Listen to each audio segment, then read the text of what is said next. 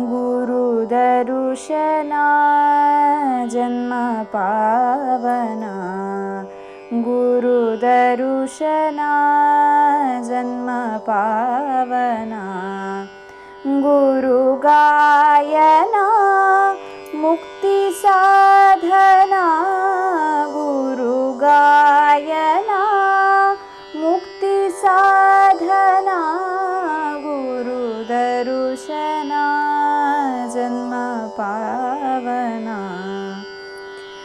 गुरुविन सेवेये गंगा स्नान, गुरुविन मंत्र अमृतपान,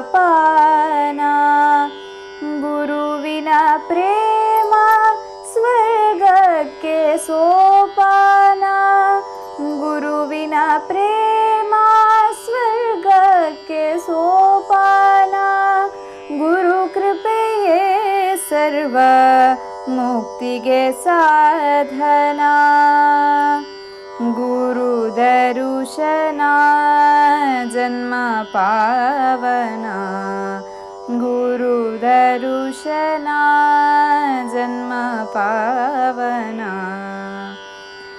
गुरुविಲ್ಲದ ಬಾಳು ಬರಿ ಬರಡಿದ್ದಂತೆ, ಗುರುವಿಲ್ಲದ ಬಾಳು ಬರಿ ಬರಡಿದ್ದಂತೆ, ಗುರು ದೊರೆಯದೊಡೆ ಕತ್ತಲೆ ಕವಿದಂತೆ, ಗುರು ಬಯಸದ ಜನ್ಮ ಕಾರ್ಕೋಟ ವಿಷದಂತೆ, ಗುರು ಬಯಸದ ಜನ್ಮ ಕಾರ್ಕೋಟ ವಿಷದಂತೆ, ಗುರು ಧ್ಯಾನ ಮಾಡದವ ಇದ್ದರು ಇರದಂತೆ, ಗುರು ಧ್ಯಾನ ಮಾಡದವ ಇದ್ದರು ಇರದಂತೆ, गुरुदर्शना जन्म पावना, गुरुदर्शना जन्म पावना, गुरुगायना मुक्ति साधना, गुरुगायना मुक्ति साधना, गुरुदर्शना जन्म पावना, गुरुदर्शना जन्म पावना। आनन्दमानन्दकरं प्रसन्नं ज्ञानस्वरूपं निजबोधयुक्तं योगीन्द्रमीड्यं भवरोगवैद्यं श्रीमद्गुरुं नित्यमहं नमामि। देवकी परमानन्दं कृष्णं वन्दे जगद्गुरुं, सर्वोपनिषदो गावः दोग्धा गोपालनन्दनः, पार्थो वत्सः सुधीर्भोक्ता दुग्धं गीतामृतं महत्। ಸೃಷ್ಟಿಮೂಲದಲ್ಲಿ ಅನವರತವೂ ಬೆಳಗುವ ಮೂಲ ಗುರುತತ್ವಕ್ಕೆ ನಮೋ ನಮಃ. ಹೃದಯ ವೇದಿಯಲ್ಲಿ ಜ್ಞಾನವಿಜ್ಞಾನ ಘನರಾಗಿ ಬೆಳಗುತ್ತಿರುವ ಶ್ರೀರಂಗ ವಿಜಯಲಕ್ಷ್ಮೀ ಸದ್ಗುರು ದಂಪತಿಗಳ ಪವಿತ್ರ ಪದಪದ್ಮಗಳಿಗೆ ಸಾಷ್ಟಾಂಗ ಪ್ರಣಾಮಗಳು. ಎಲ್ಲ ಸಹೃದಯರಾದ ಜಿಜ್ಞಾಸುಗಳಿಗೂ ಹಾರ್ದಿಕವಾದ ನಮನಗಳು. ಭಗವದ್ಗೀತೆಯ ಕೊನೆಯ ಅಧ್ಯಾಯ ಮೋಕ್ಷ ಸನ್ಯಾಸ ಯೋಗ ಎಂಬ ನಾಮಧೇಯದ 18ನೇ ಅಧ್ಯಾಯ. ಈವರೆಗೆ ನಿರೂಪಣೆ ಮಾಡಿಕೊಂಡು ಬಂದಿರುವಂತಹ ಸತ್ವರಜಸ್ತಮಸ್ಸಿನ ನಾನಾ ಕಾರ್ಯಗಳ ಮಧ್ಯದಲ್ಲಿ ಬದುಕ್ತಾ ಇರುವಂತಹ ಜೀವವು ಭಗವಂತನಲ್ಲಿ ಒಂದಾಗೋದಕ್ಕೆ, ಮೋಕ್ಷವನ್ನು ಪಡೆಯೋದಕ್ಕೆ ಇರಬೇಕಾದಂತಹ ಮುಖ್ಯವಾದ ಮನೋಧರ್ಮ ಯಾವುದು ಅನ್ನೋದನ್ನು ಈವರೆಗೆ ಅಲ್ಲಲ್ಲೇ ಶ್ರೀಕೃಷ್ಣ ಪ್ರಭು ವ್ಯಕ್ತಪಡಿಸಿದ್ದಾದರೂ ದಾರ್ಢ್ಯಕ್ಕಾಗಿ ಅರ್ಜುನನಿಗೆ ಆ ವಿಷಯವನ್ನು ಮತ್ತೊಮ್ಮೆ ನೆನಪಿಸ್ತಾ ಇರುವಂಥ ಒಂದು ಸಂದರ್ಭ ಇಲ್ಲಿದೆ.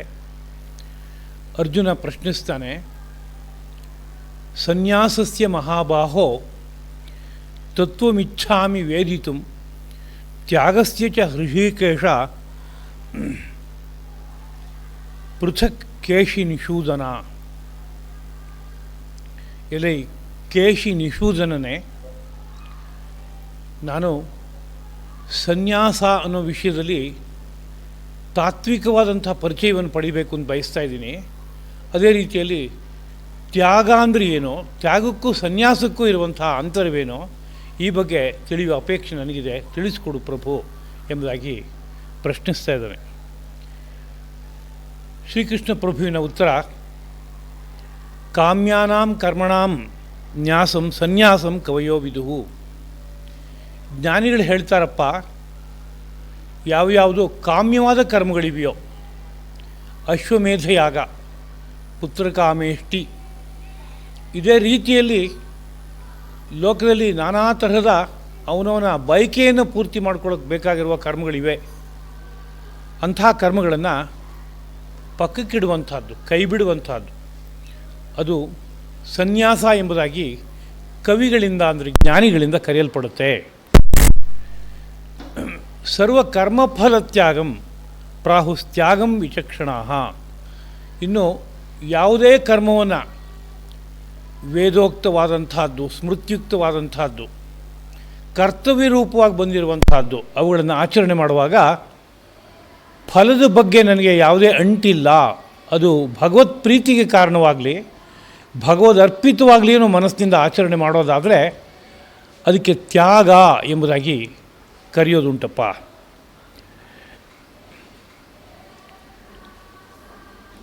ಹೇಳೋದುಂಟು ಲೋಕದಲ್ಲಿ, ಕರ್ಮವೆಲ್ಲದರಲ್ಲೂ ಒಂದೊಂದು ದೋಷ ಇರುತ್ತೆ. ಅದರಿಂದ ಕರ್ಮ ಅನ್ನೋದು ಸಂಪೂರ್ಣವಾಗಿ ತ್ಯಾಜ್ಯ ಎಂಬುದಾಗಿ. ಒಂದೊಂದು ಕರ್ಮ ಮಾಡುವಾಗಲೂ ಯಾವ್ಯಾವುದೋ ಕಾರಣಕ್ಕೆ 10 ಜೀವಕೋಟಿಗಳಿಗೆ ಹಿಂಸೆ ಆಗೇ ಆಗುತ್ತೆ. ಯಾವ ಜೀವಕೋಟಿಗೂ ಹಿಂಸೆ ಆಗದೆ ಒಂದು ಕರ್ಮ ಮಾಡೋದಕ್ಕೆ ಎಲ್ಲಿ ಸಾಧ್ಯ ಇದೆ?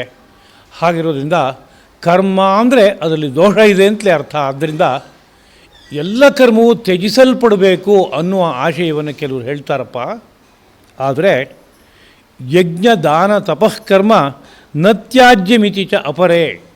ಇನ್ನು ಕೆಲವರು ಹೇಳ್ತಾರೆ, ಯಜ್ಞ ದಾನ ತಪಸ್ಸು ಈ ಕರ್ಮಗಳು ಯಾವುದೇ ಕಾರಣಕ್ಕೂ ತ್ಯಾಜ್ಯವಲ್ಲ, ಅಗತ್ಯವಾಗಿ ಒಬ್ಬೊಬ್ಬರೂ ಆಚರಿಸಬೇಕು ಎಂಬುದಾಗಿ.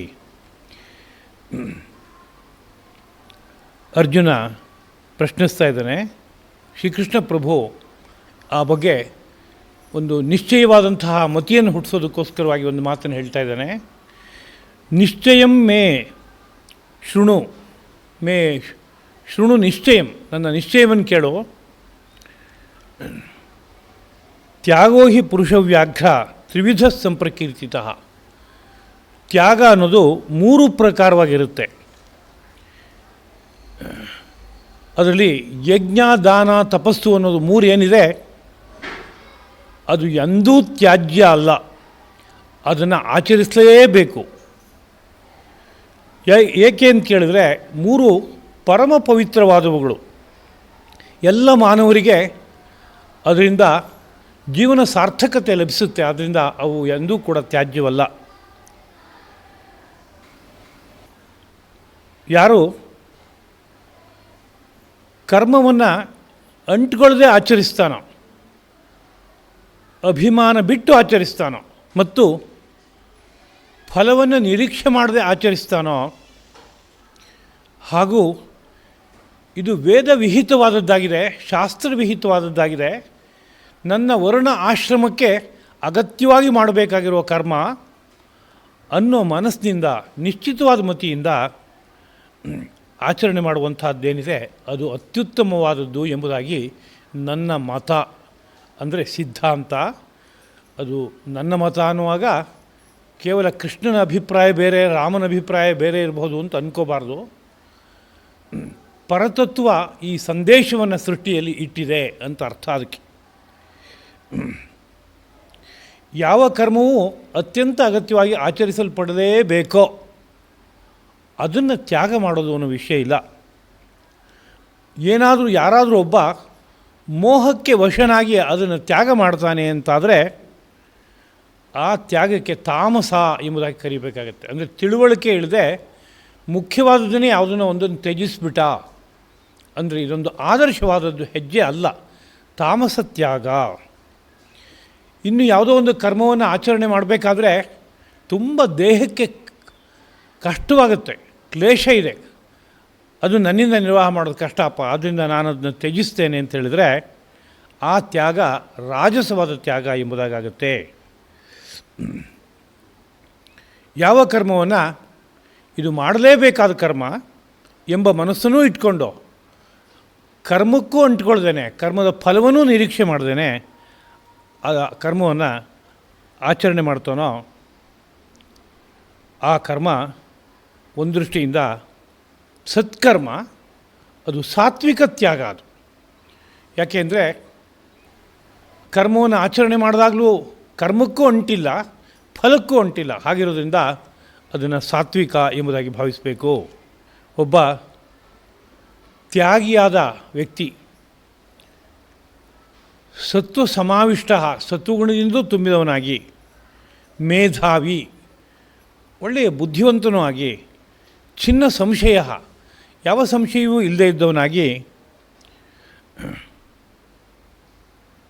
ಕರ್ಮವನ್ನು ಆಚರಣೆ ಮಾಡ್ತಾನೆ ಅಂದರೆ ಅವನು ಯಾವ ಕರ್ಮವನ್ನು ದ್ವೇಷಿಸೋದೂ ಇಲ್ಲ, ಯಾವುದೋ ಒಂದು ಕರ್ಮದ ಬಗ್ಗೆ ವಿಶೇಷವಾಗಿ ಅಂಟ್ಕೊಳ್ಳೋದೂ ಇಲ್ಲ, ಹಾಗಿರ್ತಾನೆ.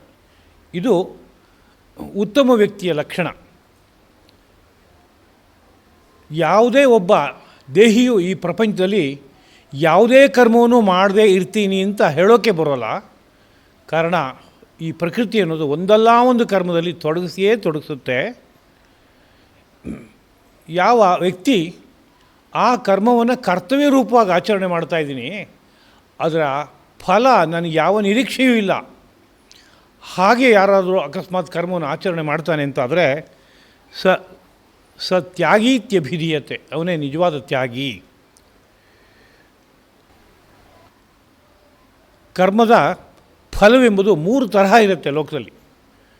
ಇಷ್ಟವಾದದ್ದು ಅಂದರೆ ನನಗೆ ಬಹಳ ಪ್ರಿಯವಾಗುವಂಥ ಫಲ, ಅನಿಷ್ಟವಾದದ್ದು ನನಗೆ ಇಷ್ಟವಾಗಲ್ಲ ಅಂಥ ಫಲ ಉಂಟು ಕೆಲವು ಕರ್ಮಗಳಿಗೆ. ಮಿಶ್ರಂಚ, ಯಾವುದೋ ಕೆಲವು ಕರ್ಮಗಳಿಗೆ ಒಂದಷ್ಟು ಒಳ್ಳೆಯ ಫಲ, ಒಂದಷ್ಟು ಇಷ್ಟವಿಲ್ಲದೆ ಇರುವಂಥದ್ದು, ಬಯಸದೇ ಇರುವಂಥ ಫಲ, 3 ಬರೋದುಂಟು.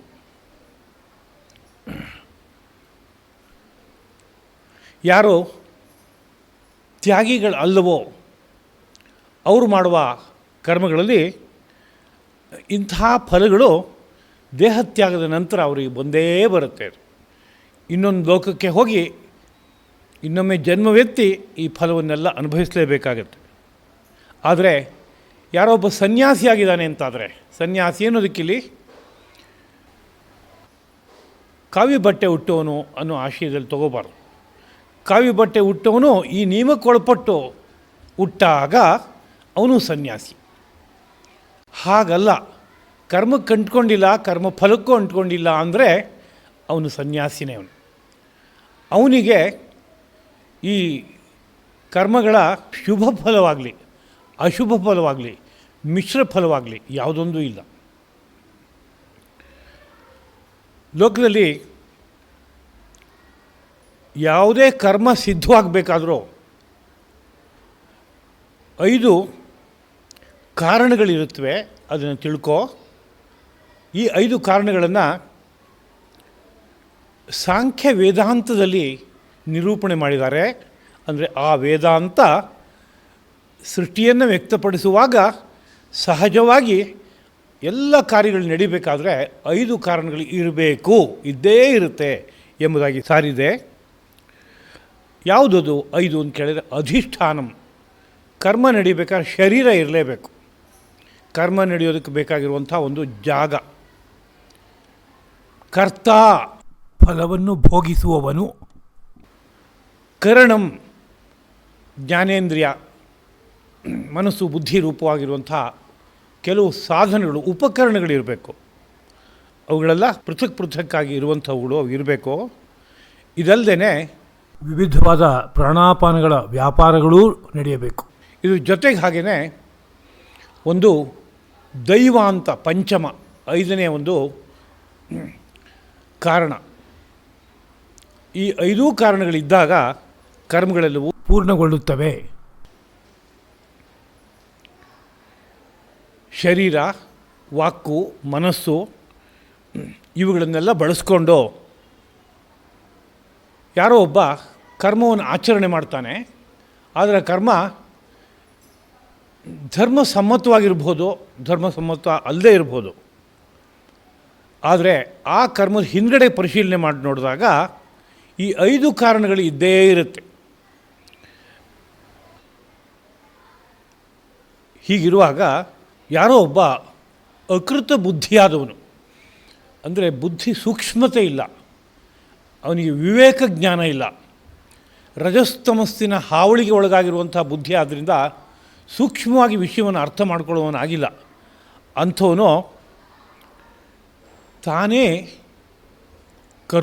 ಕರ್ತ ಎಂಬುದಾಗಿ ಭಾವಿಸ್ಕೋತಾನೆ ಅಂತಾದರೆ ಆ ದುರ್ಮತಿಯು ಸತ್ಯವನ್ನು ಅರ್ಥ ಮಾಡಿಕೊಂಡವನು ಅಲ್ಲ ಅಂತ ಅರ್ಥ.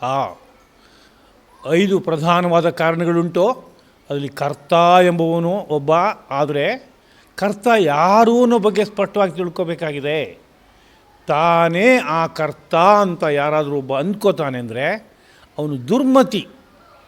ಹಾಗಿರೋದ್ರಿಂದ ಅವನಿಗೆ ಸತ್ಯ ಗೊತ್ತಾಗಲಿಲ್ಲ. ಅವನು ಜ್ಞಾನಿ ಅಂತ ಆಗೋದಕ್ಕೆ ಬೇಕಾಗುವಂಥ ಆ ವ್ಯಕ್ತಿ ಅಲ್ಲ, ಅವನಲ್ಲೊಂದು ಭ್ರಮೆ ಇದೆ ಅಂತ ಅರ್ಥ. ಕರ್ಮಕ್ಕೆ ಪ್ರಚೋದನೆ ಪ್ರಧಾನವಾಗಿ ಮೂರು ಕಡೆಯಿಂದ.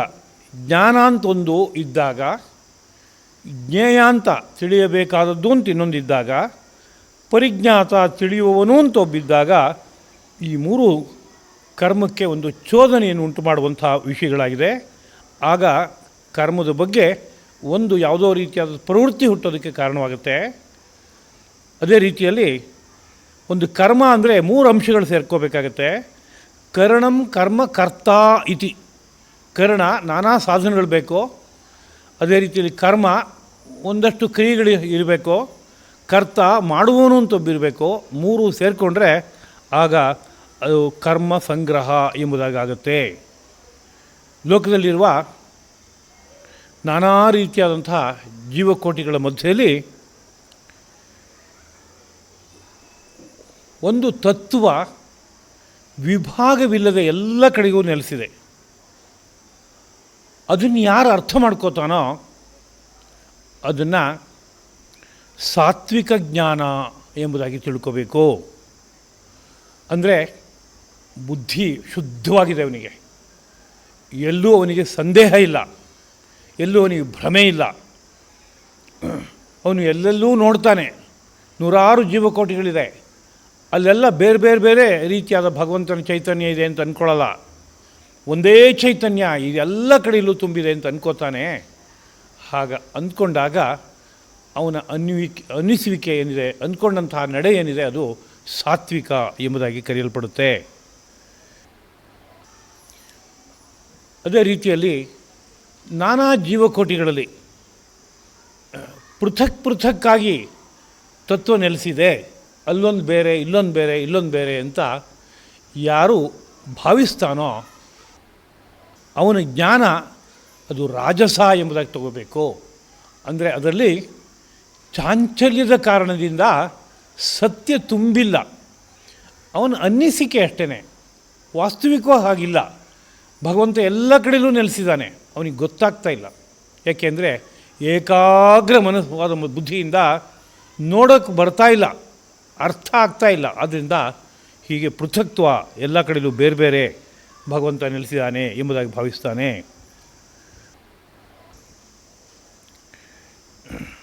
ಇನ್ನೊಂದು ತಾಮಸವಾದಂತಹ ಜ್ಞಾನ ಎಂಬುದು ಉಂಟು. ಸಮಗ್ರವೂ ತನಗೆ ತಿಳಿತಾ ಇದೆ ಅಂತ ಅಂದ್ಕೋತಾನೆ. ಈ ಕಾರ್ಯಗಳಲ್ಲಿ ಸದಾ ಅಂಟ್ಕೊಂಡಿರ್ತಾನೆ ಮತ್ತು ಏನು ತೀರ್ಮಾನ ತಗೋತಾನೋ, ನಿರ್ಣಯ ತಗೋತಾನೋ ಅದು ಅಹೇತುಕವಾಗಿರುತ್ತೆ. ಅದಕ್ಕೆ ಸರಿಯಾದಂತಹ ಯುಕ್ತಿ ಇಲ್ಲ, ಅದು ಸತ್ಯ ಅಲ್ಲ, ಯಾವುದೋ ಒಂದು ಅಲ್ಪವಾದ ಪರಿಚಯ. ಹಾಗಿದ್ದಾಗ ಅವನ ನಿಲುವು ಏನಿದೆ ಅದು ತಾಮಸ, ಅವನ ಜ್ಞಾನ ಏನಿದೆ ಅದು ತಾಮಸ ಎಂಬುದಾಗುತ್ತೆ. ಯಾರು ತಾನು ಯಾವ ಕರ್ಮವನ್ನು ಆಚರಿಸಬೇಕು ಎಂಬುದಾಗಿ ವೇದವೂ ವಿಧಾನ ಮಾಡ್ತಾ ಇದೆಯೋ, ಶಾಸ್ತ್ರವೂ ವಿಧಾನ ಮಾಡ್ತಾ ಇದೆಯೋ, ಆ ಕರ್ಮವನ್ನು ನಿಶ್ಚಿತವಾಗಿ ತನಗೆ ಸೇರಿದ್ದು ಎಂಬ ಬುದ್ಧಿಯಿಂದ ಮಾಡ್ತಾನೆ. ಮತ್ತು ಮಾಡುವಾಗ ರಾಗದ್ವೇಷಗಳು ಅವನಿಗಿಲ್ಲ. ಅಂದರೆ ಯಾವ ಅಂಟೂ ಇಲ್ಲ, ಕರ್ಮದ ಬಗ್ಗೆಯೂ ಅಂಟಿಲ್ಲ, ಫಲದ ಬಗ್ಗೆಯೂ ಅಂಟಿಲ್ಲ. ಹಾಗೆ ಆ ಒಂದು ಕರ್ಮ ಆಚರಿಸಲ್ಪಟ್ಟಾಗ ಅದು ಸಾತ್ವಿಕ ಎಂಬುದಾಗಿ ಕರೆಯಲ್ಪಡುತ್ತೆ. ಯಾರೊಬ್ಬ ಕರ್ಮವನ್ನು ಆಚರಿಸುವಾಗ ಏನೋ ಒಂದು ಕಾಮ ಇದೆ ಅವನಿಗೆ, ನಾನು ಈ ಫಲ ಪಡಿಬೇಕು ಅನ್ನೋ ಉದ್ದೇಶದಿಂದ ಈ ಕರ್ಮವನ್ನು ಆರಂಭ ಮಾಡ್ತಾಯಿದ್ದೀನಿ ಅಂತ ಅಂದ್ಕೋತಾನೆ. ಮತ್ತು ಮಾಡುವಾಗ ಅಹಂಕಾರ ತುಂಬಿರುತ್ತೆ. ನಾನು ತಾನೇ ಮಾಡ್ತಾ ಇರೋನು, ನನಗೆ ಸರಿಸಾಟಿಯಾಗಿ ಇನ್ಯಾರಿದ್ದಾರೆ, ಹಾಗೊಂದು ತಪ್ಪಾದ ಅಭಿಮಾನ ಮೈನಲ್ಲಿ ಕೆಲಸ ಮಾಡ್ತಾ ಇರುತ್ತೆ. ಮತ್ತು ಬಹಳ ಕಷ್ಟಪಟ್ಟು ಆ ಕರ್ಮವನ್ನು ಆಚರಣೆ ಮಾಡ್ತಾನೆ. ಹಾಗಿದ್ದಾಗ ಅಂತಹ ಕರ್ಮವನ್ನು ರಾಜಸ ಕರ್ಮ ಎಂಬುದಾಗಿ ಕರಿಬೇಕು. ಇನ್ನು ಇದೇ ರೀತಿಯಲ್ಲಿ ತಾಮಸ ಕರ್ಮ ಅಂತ ಒಂದಿದೆಯಪ್ಪ, ಕೊನೆಯ ಪರಿಣಾಮ ಏನು ಅಂತ ಗೊತ್ತಿಲ್ಲ, ಎಷ್ಟು ಹಿಂಸೆ ಈ ಕರ್ಮದಲ್ಲಿ ನಡೀತಾ ಇದೆ ಅನ್ನೋದು ಗೊತ್ತಿಲ್ಲ, ಎಷ್ಟು ಪುರುಷ ಪ್ರಯತ್ನ ಹಾಕಿ ಕೆಲಸ ಮಾಡ್ತಾಯಿದ್ದೀನಿ ಅನ್ನೋ ಬಗ್ಗೆಯೂ ಸರಿಯಾದ ತಿಳುವಳಿಕೆ ಇಲ್ಲ. ಯಾವುದೋ ವ್ಯಾಮೋಹಕ್ಕೆ ತುತ್ತಾಗಿ ಒಂದು ಕಾರ್ಯವನ್ನು ಆರಂಭ ಮಾಡ್ತಾನೆ ಅಷ್ಟೇ, ಹಿಂದೆ ಮುಂದೆ ಯಾವುದೂ ಗೊತ್ತಿಲ್ಲ. ಯಾರೋ ಏನೋ ಮಾಡಿದ್ರು ನಾನು ಒಂದು ಹಾಗೆ ಮಾಡಬೇಕು ಅಂತ ಮಾಡ್ತಾಯಿದ್ದಾನೆ. ಇದರಲ್ಲಿ ಹಿಂದೆ ಮುಂದಿನ ವಿಷಯವನ್ನು ಪರಿಶೀಲನೆ ಮಾಡಿದಾಗ ತಿಳುವಳಿಕೆ ಇಲ್ಲ ಅನ್ನೋ ಪರಿಸ್ಥಿತಿ ಇದ್ದರೆ ಅದು ತಾಮಸವಾದಂಥ ಕರ್ಮ ಎಂಬುದಾಗಿ ಕರೆಯಲ್ಪಡುತ್ತೆ.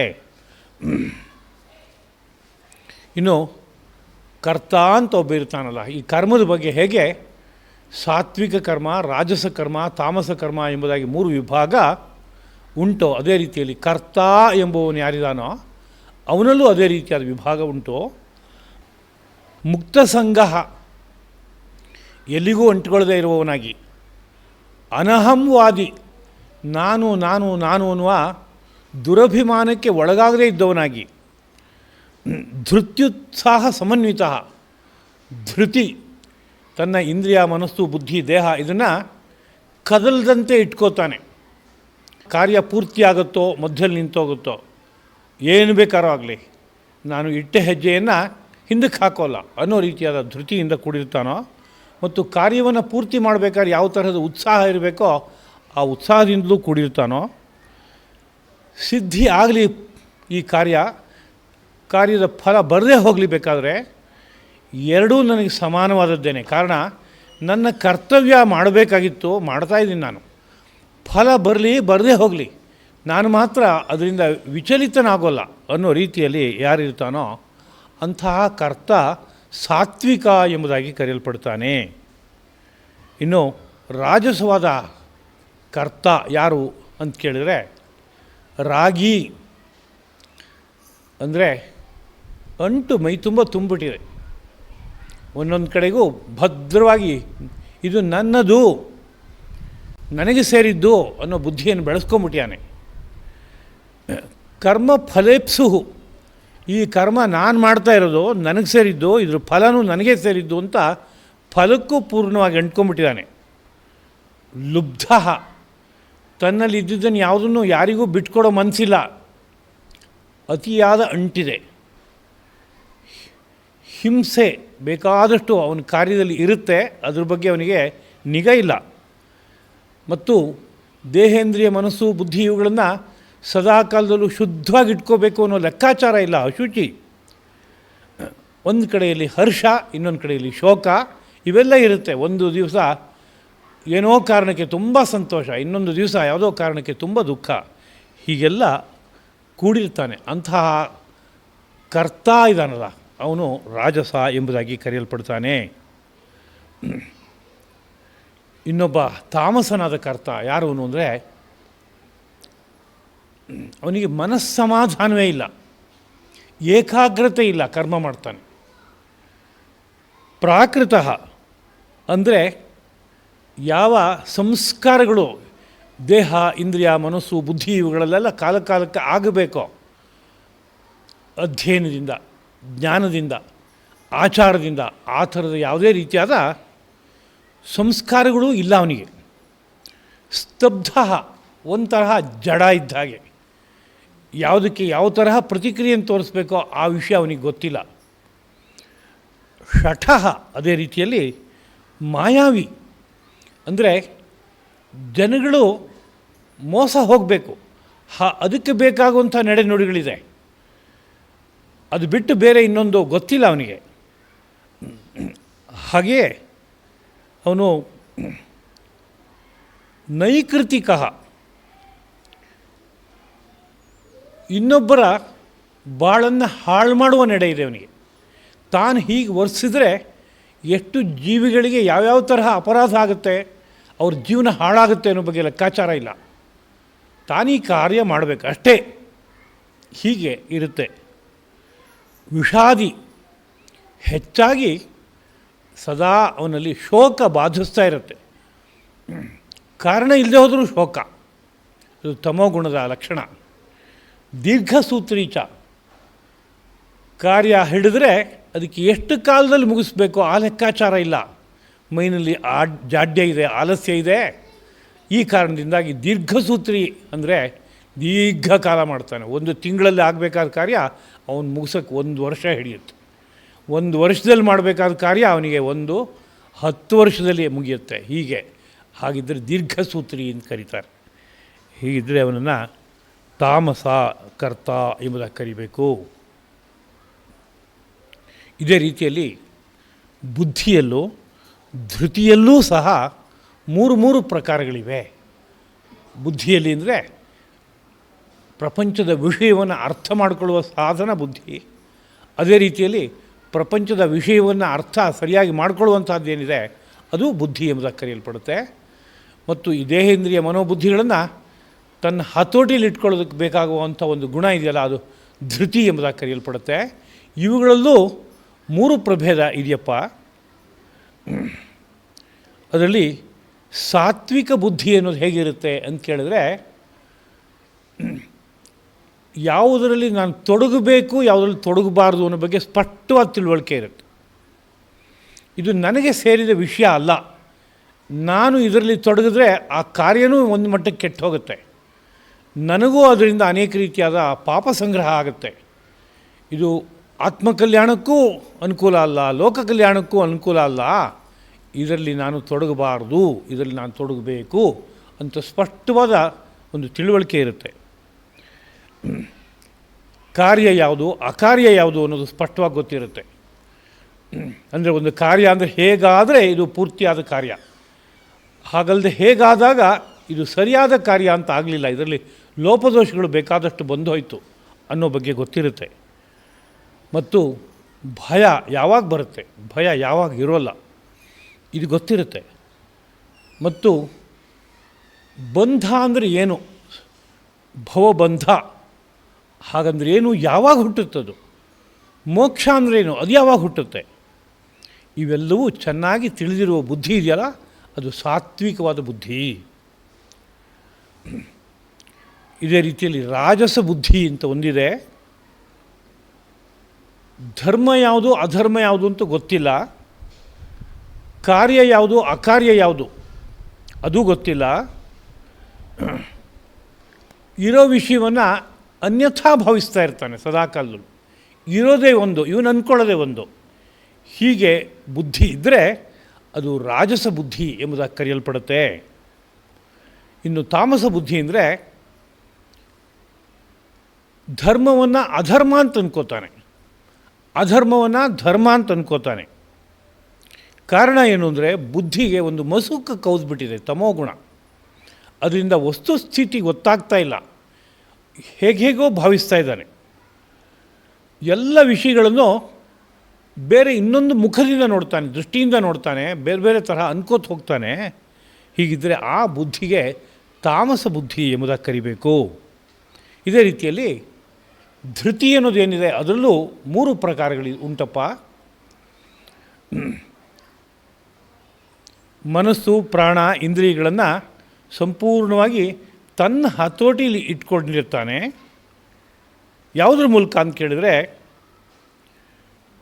ಎಲ್ಲೂ ತಪ್ಪದ ಒಂದು ಸಮಾಧಾನ ಚಿತ್ತ, ಅದರಿಂದಾಗಿ ಎಲ್ಲ ಇಂದ್ರಿಯ, ಮನಸ್ಸು, ಬುದ್ಧಿ ಇವುಗಳನ್ನು ಸಂಪೂರ್ಣವಾಗಿ ತನ್ನ ಹತೋಟಿಯಲ್ಲಿ ಇಟ್ಕೊಂಡಿರ್ತಾನೆ. ಹಾಗಿದ್ದರೆ ಅದಕ್ಕೆ ಸಾತ್ವಿಕವಾದ ಧೃತಿ ಎಂಬುದಾಗಿ ಕರೀತಾರೆ. ಇನ್ನು ರಾಜಸವಾದ ಧೃತಿ ಅಂದರೆ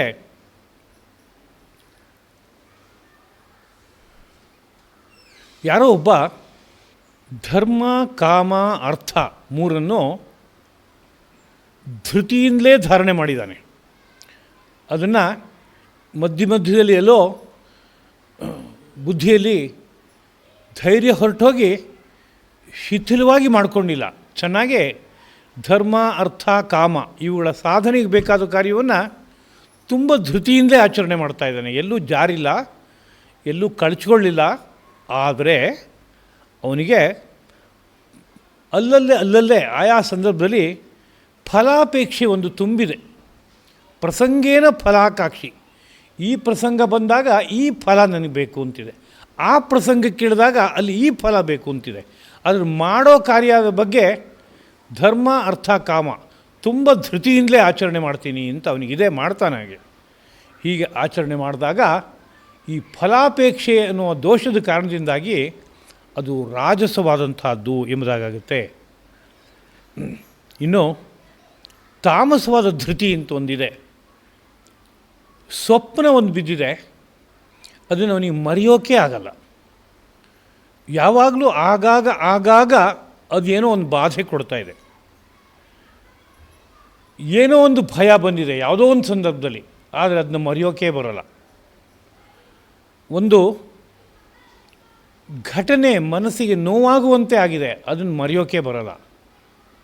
ಅನಂತರ ಕಾರಣ ಇರಬೇಕು ಅಂತೇನಿಲ್ಲ, ಸದಾಕಾಲದಲ್ಲೂ ದುಃಖ ಇರುತ್ತೆ, ಅದನ್ನ ಕಳ್ಚ್ಕೊಳ್ಳೋಕ್ಕೆ ಬರೋಲ್ಲ. ಮತ್ತು ಮೈನಲ್ಲಿ, ಮನಸ್ಸಿನಲ್ಲಿ ಯಾವುದೋ ಒಂಥರ ಮತ್ತತೆ ಇದೆ.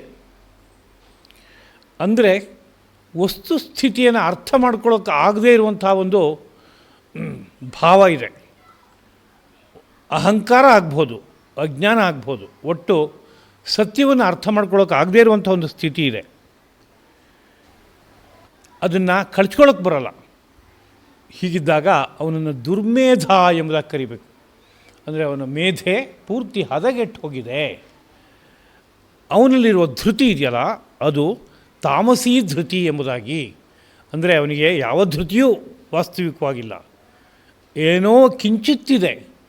ಹಾಗಾಗೋ ಕಾರಣ ಬುದ್ಧಿ ಹದ ಕೆಟ್ಬಿಟ್ಟಿದೆ ಪೂರ್ತಿಯಾಗಿ. ಜನ್ಮಾಂತರದ ಕರ್ಮಗಳ ಕಾರಣದಿಂದಲೋ ಈ ಜನ್ಮದಲ್ಲಿ ಆಚರಣೆ ಮಾಡ್ತಾ ಇರುವಂತಹ ತಾಮಸವಾದ ವ್ಯವಹಾರಗಳಿಂದಲೋ ಬುದ್ಧಿಯಲ್ಲಿ ಹಾಗಾಗಿದೆ. ಇನ್ನು ಮುಂದಿನ ವಿಷಯವನ್ನು ಹೇಳ್ತೀನಪ್ಪ, ಕೇಳೋ. ಲೋಕದಲ್ಲಿ ಸುಖ ಅಂತ ಒಂದಿದೆಯಲ್ಲ, ಈ ಸುಖದಲ್ಲೂ 3 ಪ್ರಕಾರಗಳಿವೆಯಪ್ಪ. ಸಾತ್ವಿಕ ಸುಖ, ರಾಜಸ ಸುಖ ಹಾಗೂ ತಾಮಸ ಸುಖ ಎಂಬುದಾಗಿ.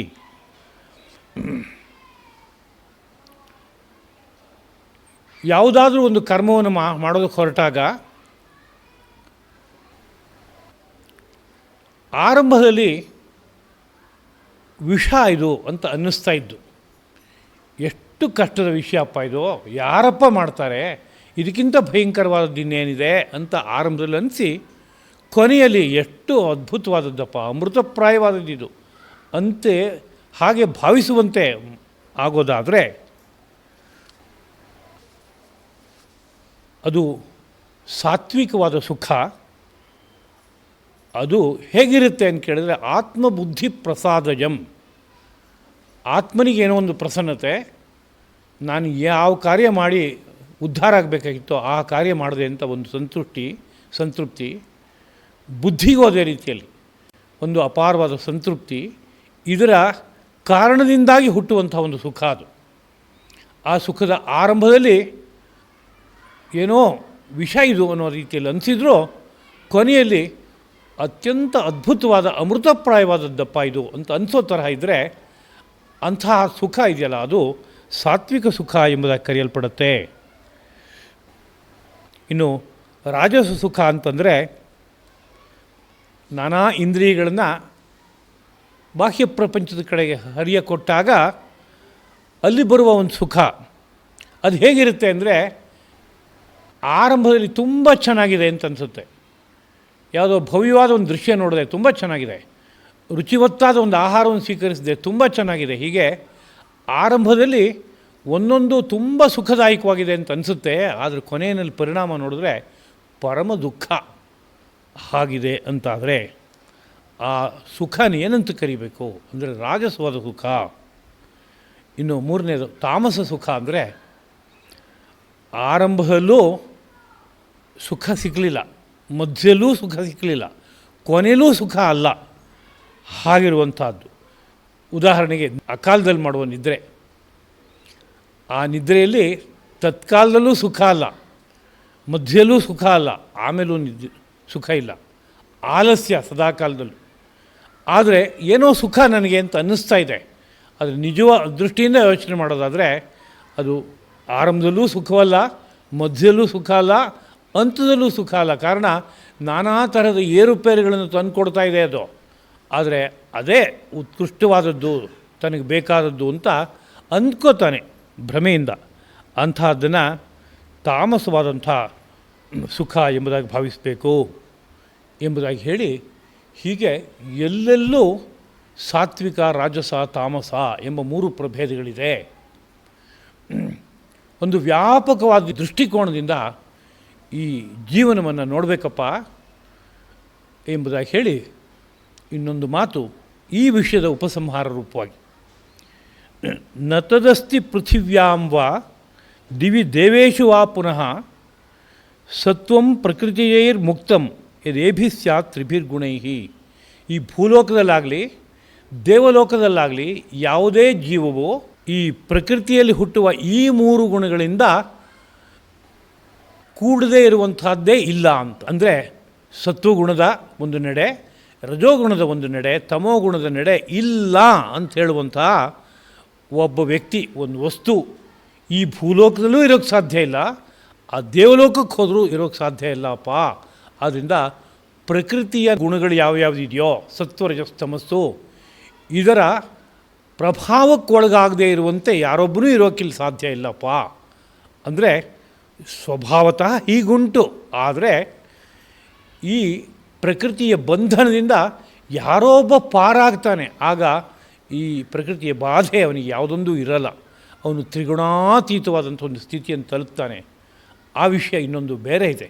ಆದರೆ ಸಾಮಾನ್ಯ ನಿಯಮ ಏನಪ್ಪ ಅಂದರೆ ಒಂದಲ್ಲ ಒಂದು ವಿಧದಲ್ಲಿ ಸತ್ವರಜಸ್ತಮಸ್ಸಿನ ಒಂದು ಪ್ರಭಾವಕ್ಕೆ ಒಳಗಾಗಿಯೇ ಜೀವಲೋಕವೆಲ್ಲ ಜೀವನ ಮಾಡ್ತಾ ಇದೆ. ಇದೇ ಒಂದು ದೃಷ್ಟಿಯಿಂದ ಬಂಧನ. ಇದರಲ್ಲಿ ನಾನಾ ತರಹದ ಭ್ರಮೆಗಳು ನಮಗೆ ಹುಟ್ಟುತ್ತಾ ಇದೆ. ತಪ್ಪನ್ನು ಸರಿ ಅಂತ ಅಂದ್ಕೊಳ್ಳೋದು, ಸರಿಯನ್ನು ತಪ್ಪು ಅಂತ ಅಂದ್ಕೊಳ್ಳೋದು, ಸುಖವನ್ನು ಅಸುಖ ಅಂತ ಅಂದ್ಕೊಳ್ಳೋದು, ಅಸುಖವನ್ನು ಸುಖ ಅಂತ ಅಂದ್ಕೊಳ್ಳೋದು, ಹೀಗೆ ಜೀವನ ಸಾಗ್ತಾ ಇದೆಯಪ್ಪ ಎಂಬುದಾಗಿ ಅರ್ಜುನನಿಗೆ ಈ ತ್ರಿಗುಣಗಳ ಒಂದು ವ್ಯಾಪಕವಾದ ಸ್ವರೂಪವನ್ನು ಶ್ರೀಕೃಷ್ಣ ಪ್ರಭು ಹೀಗೆ ಅರ್ಥ ಮಾಡಿಸ್ತಾ ಇದ್ದಾನೆ. ಇಲ್ಲಿಗೆ ಈ ಅಧ್ಯಾಯದಲ್ಲಿ 40 ಶ್ಲೋಕಗಳು ಸಂಪನ್ನವಾಯಿತು.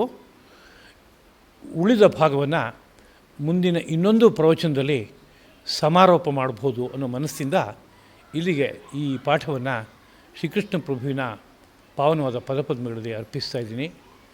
ಈ ನೋಟವನ್ನು ಸದಾ ಕಾಲದಲ್ಲೂ ಮನೋಬುದ್ಧಿಗಳಲ್ಲಿ ತುಂಬಿಕೊಂಡು ನಾನೇನು ಮಾಡ್ತಾಯಿದ್ದೀನಿ, ನನ್ನ ಅಕ್ಕಪಕ್ಕದಲ್ಲಿದ್ದವ್ರು ಹೇಗೆ ಬದುಕ್ತಾ ಇದ್ದಾರೆ, ಯಾವ್ಯಾವ ರೀತಿಯಾದ ಪ್ರಭಾವಗಳಿಗೆ ಒಳಗಾಗಿದ್ದಾರೆ, ಈ ಎಲ್ಲದರ ಪ್ರಭಾವದಿಂದ ಪಾರಾಗಬೇಕಾದ್ರೆ ಯಾವ ಮಾರ್ಗವನ್ನು ನಾವು ಅವಲಂಬಿಸಬೇಕು ಅಂತ ನಿತ್ಯವಾದ ಜಾಗೃತಿಯನ್ನು ಇಟ್ಕೋಬೇಕಾದದ್ದು ಈ ಗೀತಾಧ್ಯಯನಶೀಲರು ಎಲ್ಲರಿಗೂ ಕರ್ತವ್ಯ ಎಂಬುದನ್ನು ಸ್ಮರಣೆ ಮಾಡಿಕೊಳ್ತಾ ಈ ಮಾತುಗಳನ್ನು ಶ್ರೀಕೃಷ್ಣ ಪ್ರಭುವಿನ ಪಾವನವಾದ ಪದಪದ್ಮಗಳಲ್ಲಿ ಅರ್ಪಿಸ್ತಾ ಇದ್ದೀನಿ. ಕಾಯೇನ ವಾಚ ಮನಸ ಇಂದ್ರಿಯೈರ್ವಾ ಬುದ್ಧ್ಯಾ ಆತ್ಮನಾ ವಾ ಪ್ರಕೃತೆ ಸ್ವಭಾವಾತ್ ಕರೋಮಿ ಯದ್ಯತ್ ಸಕಲಂ ಪರಸ್ಮೈ ನಾರಾಯಣಾಯೇತಿ ಸಮರ್ಪಯಾಮಿ. ಶ್ರೀಕೃಷ್ಣಾರ್ಪಣಮಸ್ತು. ಏಕೆ ಮಲಗಿದೆ ಹರಿಯೇ ಏನು ಆಯಾಸ, ಏಕೆ ಮಲಗಿದೆ ಹರಿಯೇ ಏನು ಆಯಾಸ, ಜೋಕೆ ಮಾಡುವ ಬಿರುದು ಸಾಕಾಯಿತೇನೋ, ಏಕೆ ಮಲಗಿದೆ ಹರಿಯೇ ಏನು ಆಯಾಸ, ತಮನೊಡನೆ ಹೋರಾಡಿ ತಪಿಸಿ ಮೈ ಬೆವರಿತೋ, ಅಮೃತ ಮಥನಾದಿ ಗಿರಿಯೋ ಅತಿ ಭಾರವಾಯ್ತೋ, ರಮಣೀಯನು ತರುವಾಗ ರಣರಂಗ ಬಹಳಾಯ್ತು, ರಮಣೀಯನು ತರುವಾಗ ರಣರಂಗ ಬಹಳಾಯ್ತು, ಅಮರರಿಪುವನು ಸೀಳೆ ಆಯಾಸವಾಯ್ತೋ, ಅಮರರಿಪುವನು ಸೀಳೆ ಆಯಾಸವಾಯ್ತೋ, ಏಕೆ ಮಲಗಿದೆ ಹರಿಯೇ ಏನು ಆಯಾಸ, ಆಕಾಶ ಭೇದಿಸಲು ಆಕಾಲು ಉಳುಕಿತೋ, ಆಕಾಶ ಭೇದಿಸಲು ಆಕಾಲು ಉಳುಕಿತೋ, ಕಾಕುಂದ್ರಪರನು ಸೀಳೆ ಕರಸೋತಿತೋ, ಭೂದೇವಿಯ ನಾರಸಿ ಬಳಲಿಕೆಯು ಬಹಳಾಯ್ತು, ಲೋಕಭಾರವ ಇಳುಹಿ ಸಾಕು ಸಾಕಾಯ್ತು, ಏಕೆ ಮಲಗಿದೆ ಹರಿಯೇ ಏನು ಆಯಾಸ, ಚಪಲೆಯರ ಮೋಹಿಸಲು ಉಪಟಳವು ಬಹಳಾಯ್ತು, ಅಪವಿತ್ರನಾಡಗಿಸಲು ಅಧಿಕ ಶ್ರಮವಾಯಿತು, ಕೃಪೆ ಮಾಡಿ ನೋಡಯ್ಯ ಕಣ್ಣು ತೆರೆದೆನ್ನ ಕಡೆ, ಕಪಟ ನಾಟಕ ಶ್ರೀ ಗೋಪಾಲ ವಿಠಲ, ಕಪಟ ನಾಟಕ ಶ್ರೀ ಗೋಪಾಲ ವಿಠಲ, ಏಕೆ ಮಲಗಿದೆ ಹರಿಯೇ ಏನು ಆಯಾಸ, ಜೋಕೆ ಮಾಡುವ ಬಿರುದು ಸಾಕಾಯಿತೇನೋ, ಏಕೆ ಮಲಗಿದೆ ಹರಿಯೇ ಏನು ಆಯಾಸ.